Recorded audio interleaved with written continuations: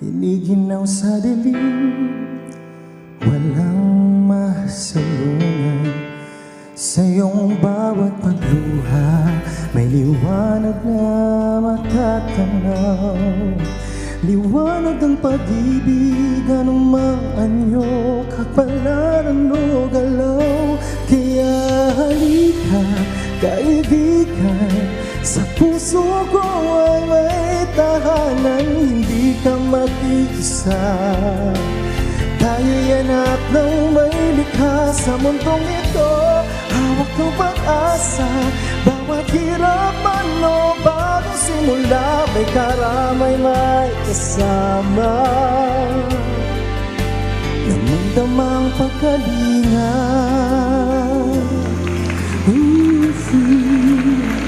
Limutin ang nagdaan, dahil lahat ito ay di hadlang. Lahat malalampasan, ika'y ngumiti at manalangin sa may lalang. Magkaibang anyo, kapalaran man, magtatagpong mga pusong naghahari ang pagmamahal. Kaya halika, kaibigan, sa puso ko ay may tahanan. Hindi ka mag-iisa, tayo'y anak ng may likha sa mundong ito. Hawak ng pag-asa, bawat hirap man o bago simula, may karamay, may kasama. Damang-dama, isang tinig, sabay-sabay, isigaw na di ka mag-iisa. Hawak kamay, magkaakbay sa bagong simula, kasamang kagabay. Sa gitna ng unos, magsisilbing ilaw ng buhay. Kaya halika, halika kaibigan, hindi ka mag-iisa. Tayo'y anak ng may likha sa mundong ito. Hawak ang pag-asa, bawat hirap man o bago simula, may karamay, may kasama. May karamay, may kasama.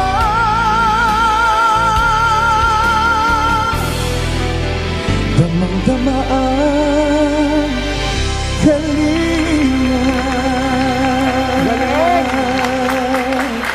Galing naman.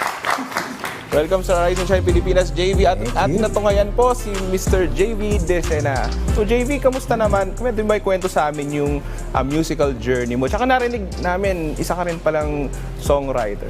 Yes, oo nga, Daniel. Hello po sa inyo. Ayan.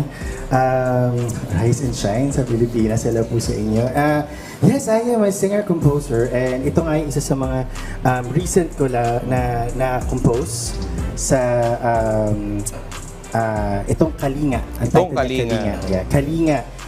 This is actually an anthem for the AJ Kalinga Foundation. So, sobrang honored talaga ako kasi nabigyan ako ng pagkakataon na magtrabaho ng para dito. It's a great actually purpose na gagawin ko to, yung di lang basta pagsulat ng kanta, kundi pagsulat ng may purpose talaga. Ano naman kadalasan yung inspiration pagka nagsusulat ka? Katulad ng kanta mo, yung itong Kalinga. Ano yung... Yeah, Kalinga actually is a collaboration of many brains talaga. Hindi naman ako lang talaga yung nag-compose ito.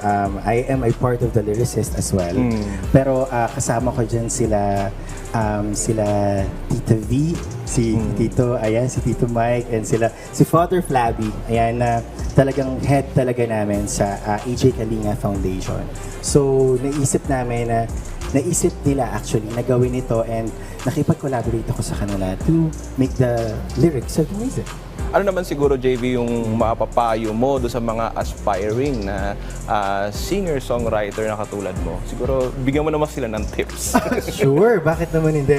Actually, siguro ito yung isa sa mga pinaka-importante talaga sa lahat. Kasi with all the journeys, sasabihin, di ba, na parang practice and all that, hindi magiging sapat lahat yan kung hindi ka nag-give back. Hindi mo gina-give back at hindi mo ginagamit yung talent mo para sa iba and of course para kay Lord. Just like this one sa yung Kalinga na song. Yan, always give back. Always see to it that you are putting effort na magkaroon ka ng chance para makatulong sa ibang tao in your ways, especially sa talent mo. So, balita namin gumagawa ka ng kanta at music video, no? Pwede ba kwento rin sa amin yung part na yan? Yung about dun sa foundation? Yeah, oo. Yun nga, I'm actually inviting everyone na if they have time, please do search yung socials ng social media. Ayan, pwede ba rin promote yan? Yes, AJ, just type in AJ Kalinga Foundation. Makikita niyo po lahat ng mga ginagawa nila. 10 years na actually. They just celebrated their 10th year anniversary a month ago. And kaya nga nabuo itong anthem na to. Yan. AJ Kalinga. Kalinga is actually kain, ligo, pangaral at aral. Okay. Kaya siya Kalinga, ligo, pangaral at aral. This is actually a foundation for especially for the homeless. It's a way of giving back and also giving compassion and dignity and love and giving hope and faith doon sa mga tao na homeless. Alright, siguro JV, siguro final message na lang. And tsaka saan ka ba reach out?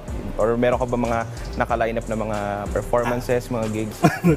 Very busy, ayan, Tita Grace. No? Very busy talaga. Just type in I am JV Desena and JV Desena Official sa mga social medias. And also, don't forget, again, AJ Kalinga Foundation. Hanapin niyo lang po sila. If you, lalo na ngayon sa panahon natin, di ba, recently there are a lot of storms na tumama sa atin and I'm sure makakatulong kayo ng malaki sa AJ Kalinga Foundation. Alright, maraming salamat sa pagpamamalas ng iyong talento, JV. At magbabalik pa po ang Rise and Shine Pilipinas.